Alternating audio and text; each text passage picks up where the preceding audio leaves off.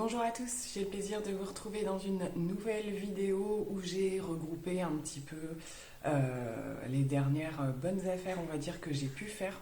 Et donc je vais vous partager différentes enseignes, hein, comme je le fais assez souvent. Donc on va partir sur du Shein, il y a un petit peu de friperie encore à nouveau, et puis des produits type supermarché, ce genre de choses. Donc moi la plupart du temps je les trouve à Leclerc ou à Carrefour. On va d'ailleurs commencer par ces deux produits-là.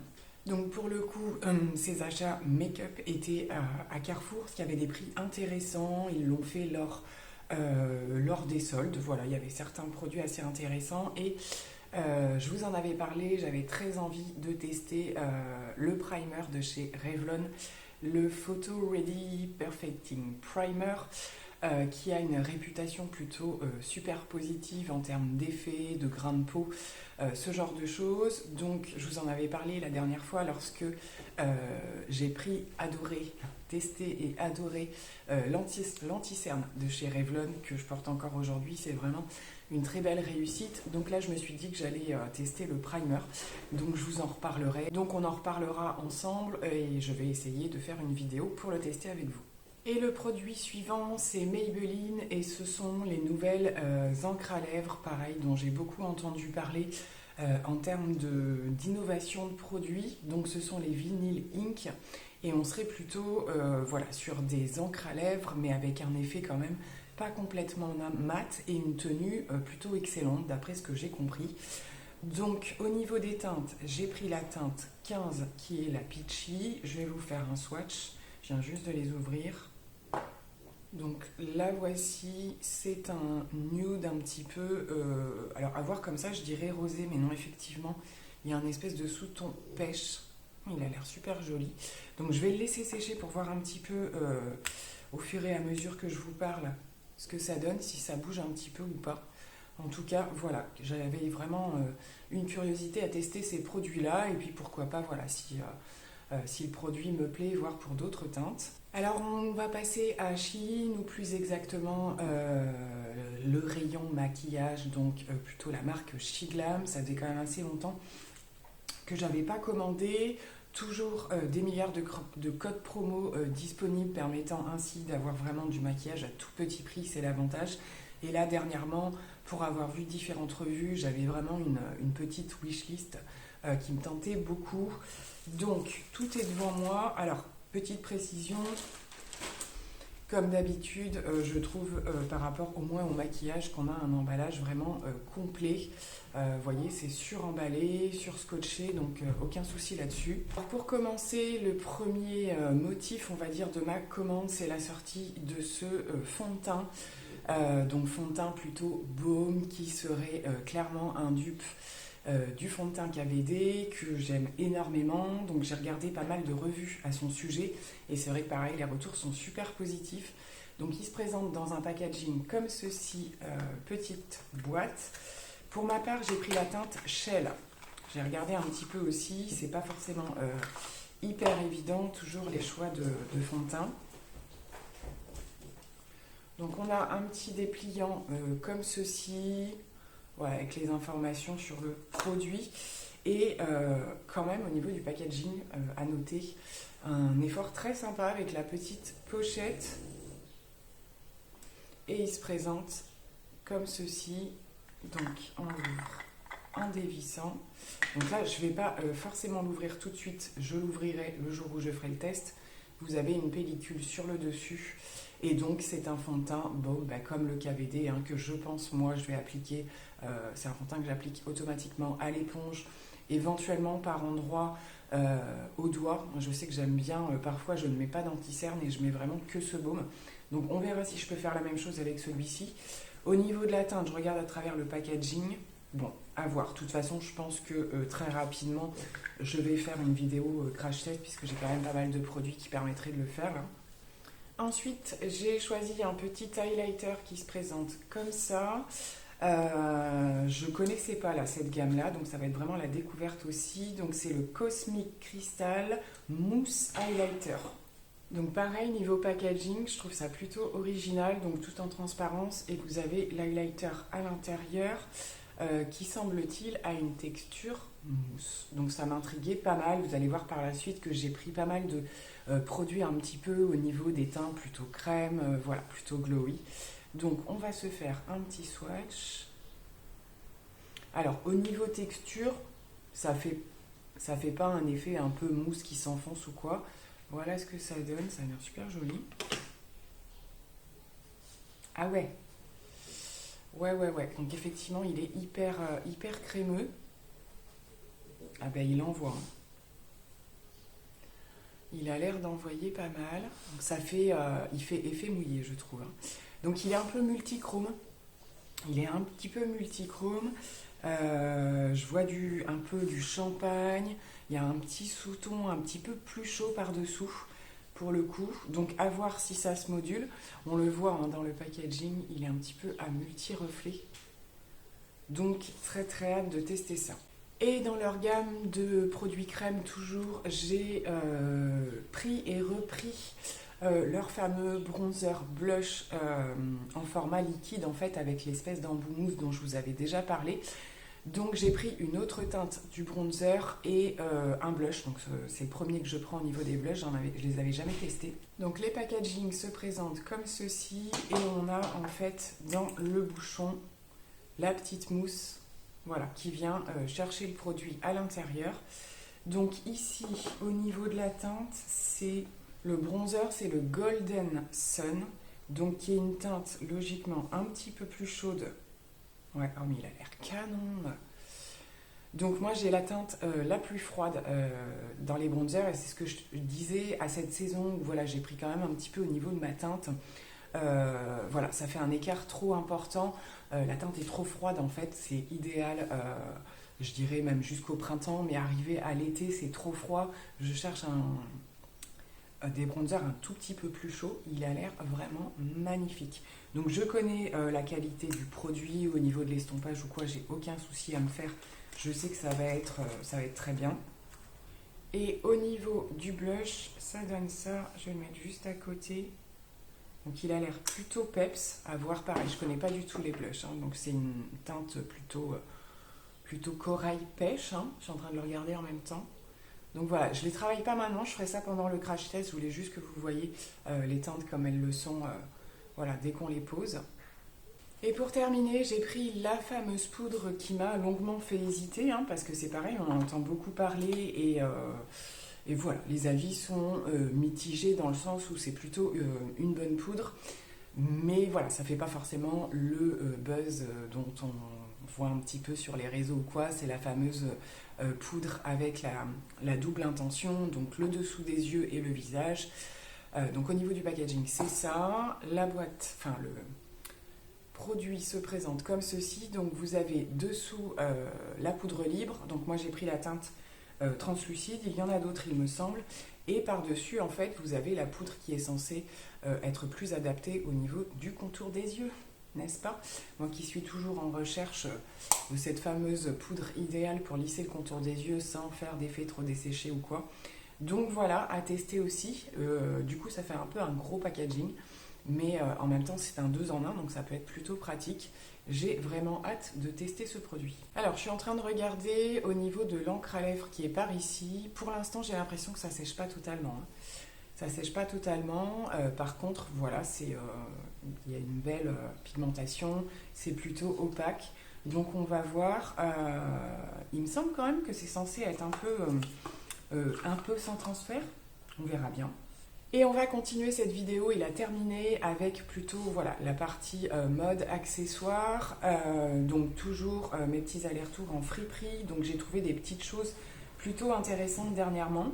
Je me suis trouvé ce joli petit foulard hein, à la base. Moi vous savez après que j'aime bien détourner voilà, ce genre de choses pour en faire. Alors dernièrement il m'est arrivé mais avec des foulards plus fins de faire des effets un petit peu ceinture, des bandeaux de cheveux, voilà, tout un tas de choses.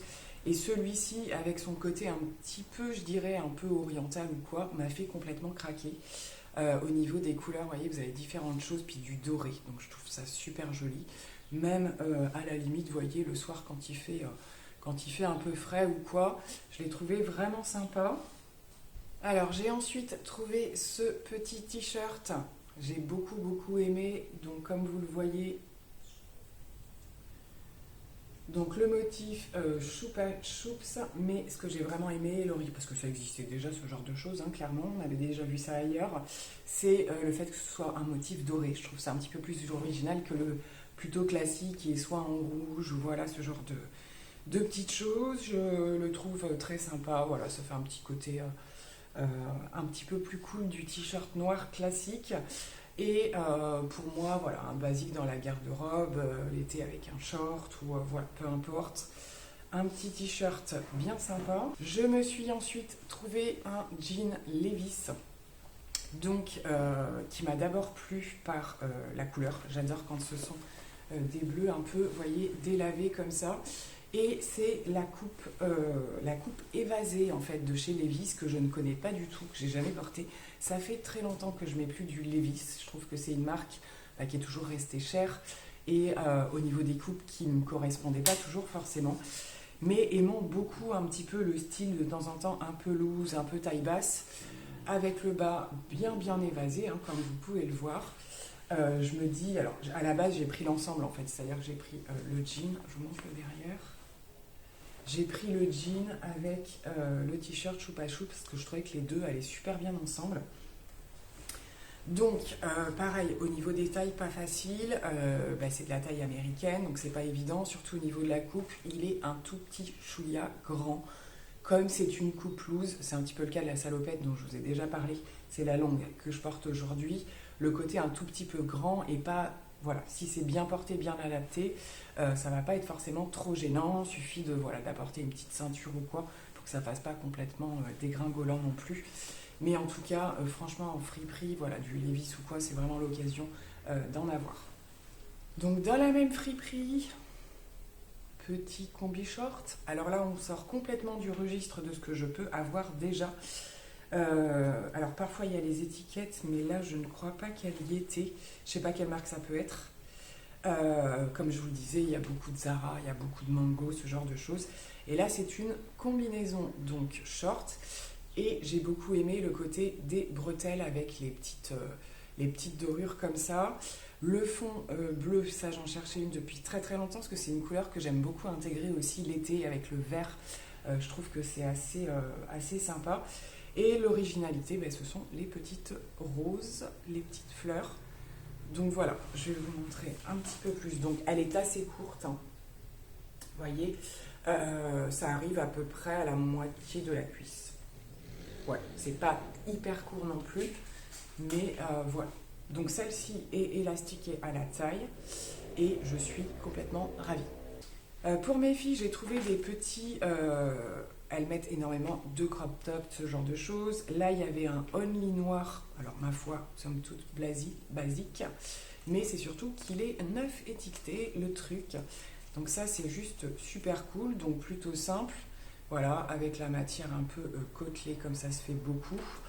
Et j'ai également trouvé ce petit haut. Donc là, je connais pas trop la marque. Donc voilà, c'est un petit crop top comme ça. Donc pareil, avec un petit short ou quoi. Donc plutôt sympa. Je pense qu'avant je voulais en prendre un chacune, mais limite qu'il y a des fois où elles ont la possibilité de s'échanger, les crop tops étant souvent très élastiques. Voilà, donc là il n'y a que au niveau des bretelles, mais je l'ai trouvé quand même super joli aussi. Et pour terminer, à la friperie, je me suis enfin retrouvée. Je voulais absolument me retrouver un sac un peu type cuir, mais marron, que je n'ai plus. Et ça y est, j'ai retrouvé. Donc j'ai trouvé ce petit sac, mais alors d'une simplicité, il va à l'essentiel. C'est la taille que j'aime beaucoup pour l'été parce que je m'encombre beaucoup moins que l'hiver où ça peut m'arriver de mettre plus de choses dans mon sac. Pour l'été, ça me suffit largement. Il y a quand même deux pochettes, donc la anse. Vous avez les petites fanfreluches sur le côté. Ça, je ne sais pas si je vais le laisser, je vais voir. Et il a quand même une contenance plutôt intéressante.